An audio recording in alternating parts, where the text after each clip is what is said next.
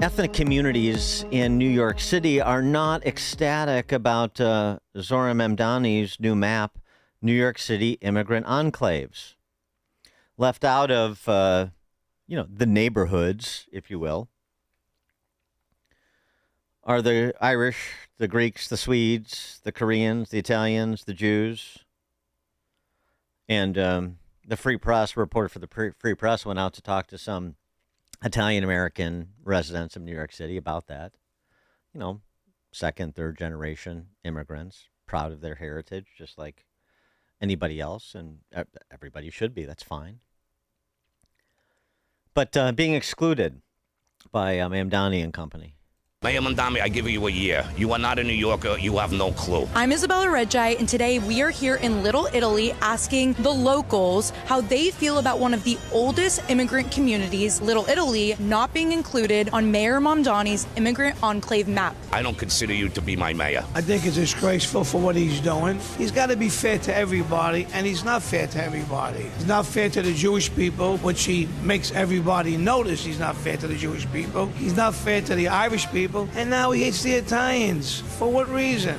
What do we do to him that he should hate us? They always sort of pushed us to the side. I got it. Yeah. In other words, Little Italy, they take care of their own problems. And we're always pushed aside. And I think it's about time that we have to be firm about this. Otherwise, we'll totally be forgotten. If you understand what took place here over 100 years ago, between 1880 and 1920, when the mass migration of Italian immigrants first came, this was the stepping stone for the Italians. Well, the Bari family came here 120 years ago from Sicily. They were immigrants. They landed down in what's known as the Five Points. Grandma started the San Gennaro Festival. That right up there, that is Grandma. That is Grandma. Grandma from the Bari family. Okay, she is the heart and soul of this neighborhood. My grandfather was on the Society of St. Gennaro, which happens to be this year 100 years.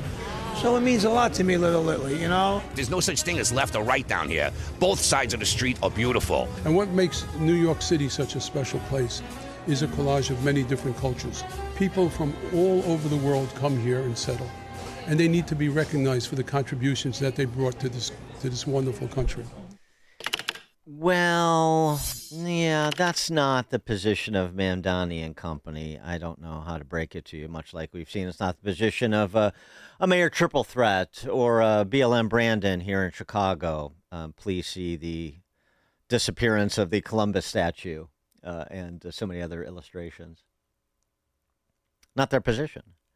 Here's their position, as nicely articulated by the young apparatchiks who comprise the Socialism and Liberation Party based in San Francisco, a partner organization to the DSA.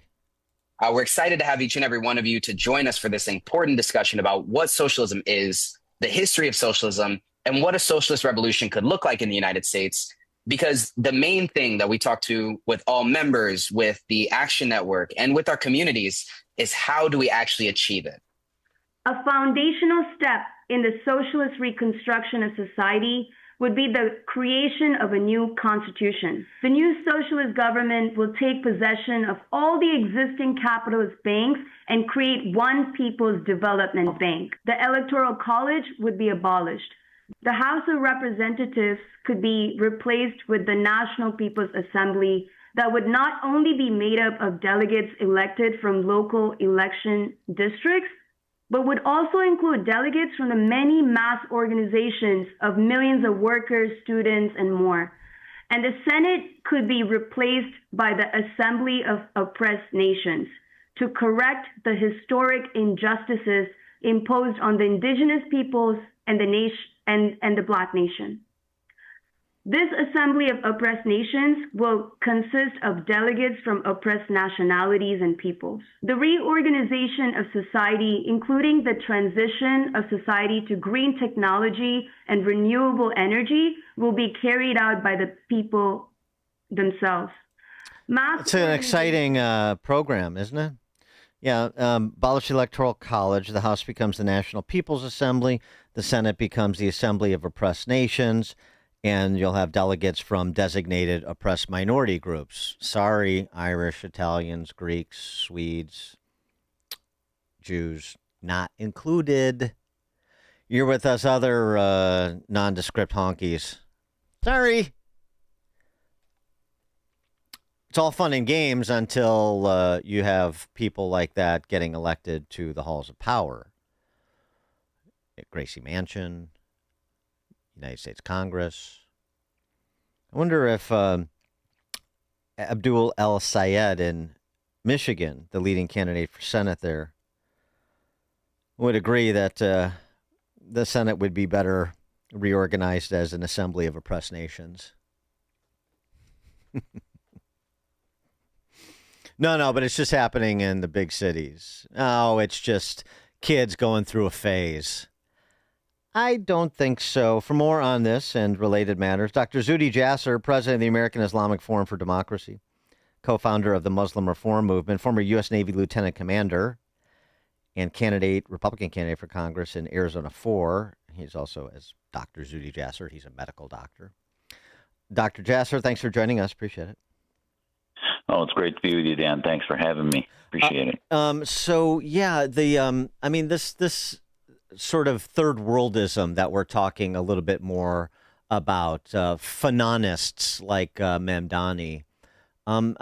They do have a program, and now they're increasingly in positions to execute the program, and it comes as a great shock and disappointment to people who have been paying attention, like New Yorkers. Yeah, it's actually much more simple than folks think this is, trying to figure out how New York City got taken over right at ground zero and scratching their head that this came out of nowhere. It didn't come out of nowhere.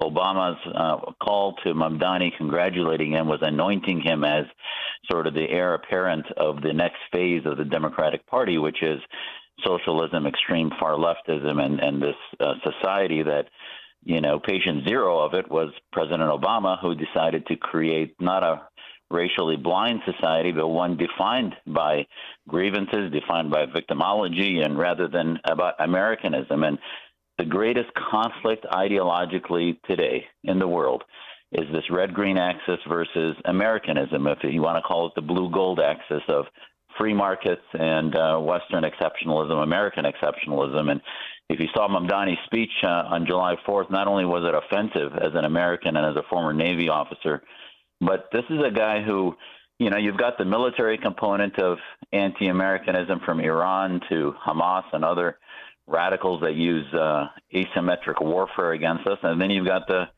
civilizational jihadists that come in and insinuate themselves and begin to convince a certain segment of our population, the far left, that America is the problem, that Americanism, which means that, as Martin Luther King said, we don't judge folks by the color of their skin, but by the content of their character.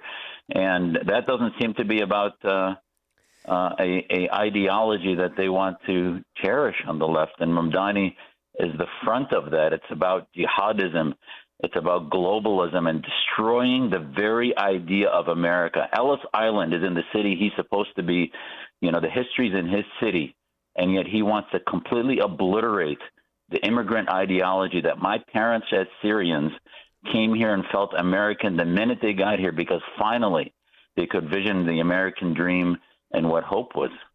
So where does Islamism fit into that? Because it is worth noting that there is this feature here among so many of these candidates, many of whom have been successful, of essentially, they didn't use this phrase, but essentially what it is, they're from developing countries, and they blame America as the great colonizer, even though that's not true. We actually haven't even acquired any new land since 1898. But anyway, I digress.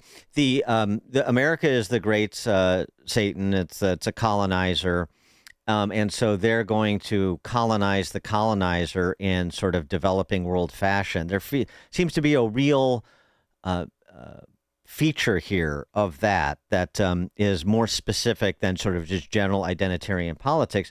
So much so that, just sticking on Mamdani as an example of this, a top official in his administration, his Office for International Affairs, made plans to meet with Iran's ambassador and permanent representative to the UN until the State Department interceded and said, no, you're not.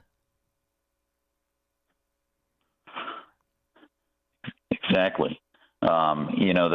If you look at the Iranian Revolution in 1979, you had people that wanted to get rid of a dictator, the Shah. They had legitimate grievances for freedom and liberty, and they got sold this bill of goods that Islam was somehow going to save them. And ultimately, within 2 months of the revolution, if you look at books written since that time that talk about the cab drivers and others that were getting tapes from France of Khomeini talking about the rise of Islam and this bringing back righteousness, within 2 months they realized they bought into theocracy, oppression, and a destruction of their own identities. And it wasn't about religion. It wasn't about religious freedom. It was about control, autocracy, and theocracy, a medieval interpretation of the religion that had yet gone through reform.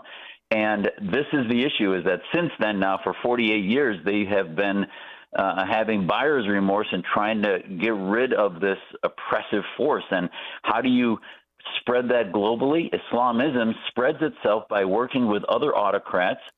Iran works with the Chinas of the world, demonizes the left so that Americans and folks that are against Islamism, they end up being their greatest enemy. So how do you do that? You demonize them.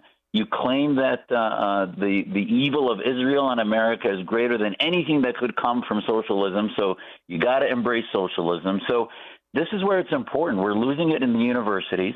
My kids, my wife and I, our kids are 24, 21, and 18. And if we can't teach them why free markets and meritocracy is the most human element of the gift God gave us, and why a country under God is one that we would want to die for, not jihad, not Islam, not, that's God's faith. It's between, him and an individual. But America's experiment is successful because of the essence of human nature, which is individualism and freedom. And that's why we're the most successful government country in the planet. But I guess what I'm trying to get a handle on is how central is Islam to the revolutionary politics of the left? I mean, the overthrow of the Shah was led by the educated classes.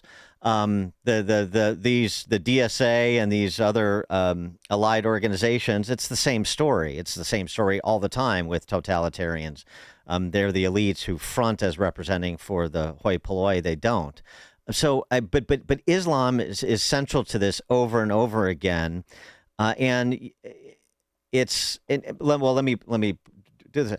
This Minnesota Imam Abdul Malik, who said earlier this year in a place that's a hotbed of this, given people like Ilhan Omar and apologists like Jacob Fry, this is what he said.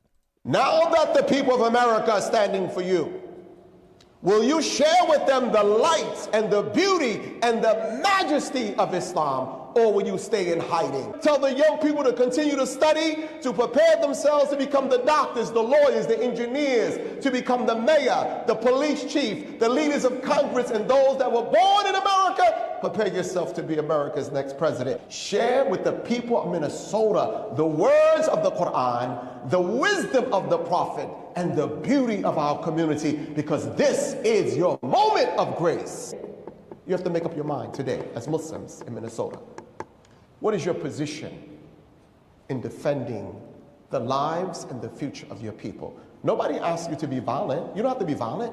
Your weapon is your faith. Your strength is your unity. And you must quickly engage the American people, especially the people of Minnesota. We just elected a Muslim to be the mayor of New York. That's the home of 9/11. And those that are in opposition to Islam, they're watching the growth and the development of the Muslim community, and it scares them. You know why? Not because you're a threat. No. They think you're about to replace those of privilege of the days of old. They see the Muslims as their replacement. And to be honest with you, we are their replacement. And there's the money line. The mayor of St. Louis Park, Minnesota, spending July 4th meeting with the president of Somalia. The El Sayed I mentioned in Michigan, the Islamic centers that are sources of controversy in places like Little Rock, Arkansas, and Texas, and frankly, even the northwest side of Chicago right now, a former Catholic property that could be sold to be converted into an Islamic center. How should we understand those politicians and religious leaders in the Islamic community who are saying such things? Well, we certainly shouldn't dismiss it. We certainly shouldn't pretend that somehow this is just an aberration. Islam has a massive problem, and it has not gone through a revolution. It has not gone through an enlightenment process for modernization and reformation. And ultimately, this is why the American Revolution changed the world.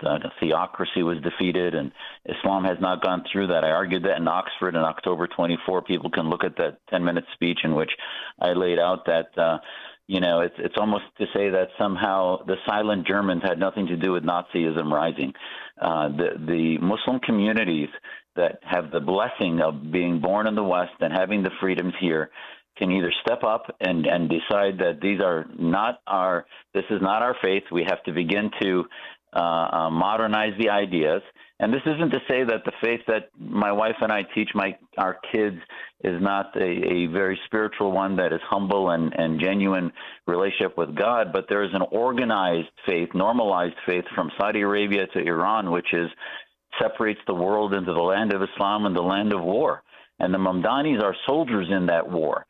They want to defeat freedom and Westernism and Americanism, and they are elements. Hassan Piker has millions of followers, and he goes to China and says how wonderful they are, while also saying that he's a proud Muslim and campaigns for Al Sayed in Michigan and the other jihadis that are now in Congress. So my book, A Battle for the Soul of Islam, talked about how I went to one Islamic Society meeting and heard an imam, just like the one you just aired right now in 1995, in which he basically called for the replacement of the U.S. Constitution with the Quran. And I said, as a naval officer, this is sedition. We cannot even, not only should this not be spoken here, this is not, appropriate by American law to have an oath to the Constitution and then also say this. Yet nobody did anything.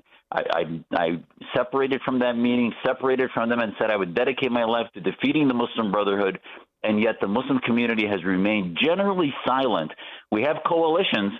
Our Clarity Coalition, Champions for Liberty Against the Reality of Islamist Tyranny, is about this blue-gold axis against the Islamists and the Marxists, the red-green axis. But, this is coming. This is the beginning of an internal battle which will lead to, in many ways, no different than the Civil War, a civil war of some kind within the left for, the realities of what American ideas should be.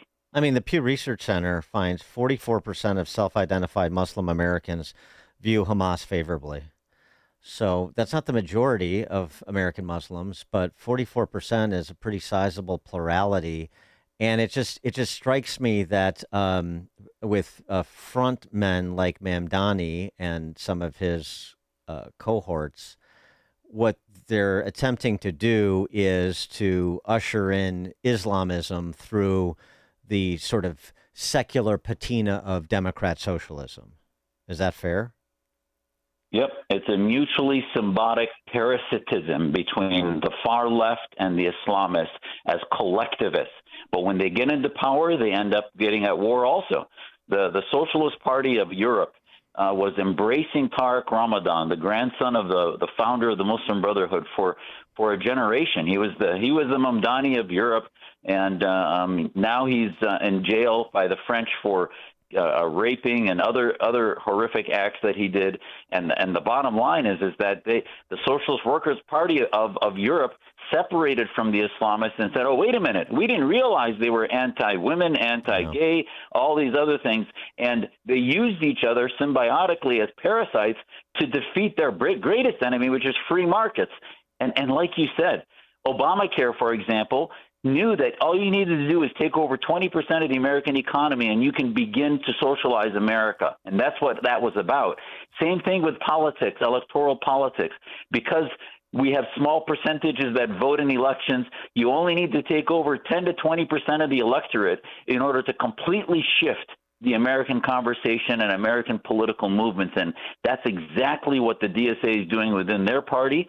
And it's left now to the American conservative movement and our independents in the center, which is why the district I'm running in is a flip district, is a swing district that we can flip.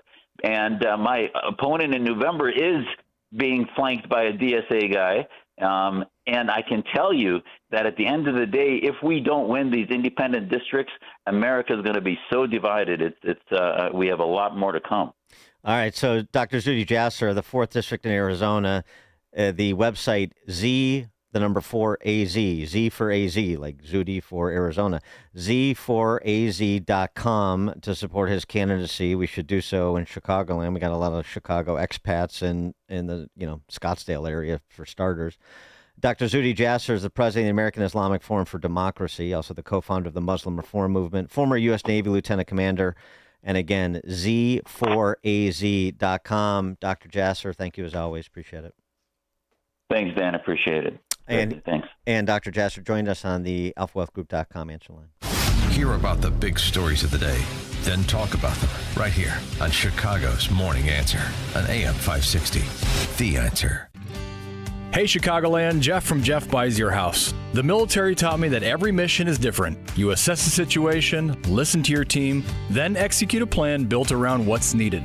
Same with helping families sell their homes. Whether it's an inherited house, a parent needing senior living, or life's just taking you in a new direction, we don't show up with a one-size-fits-all answer. We start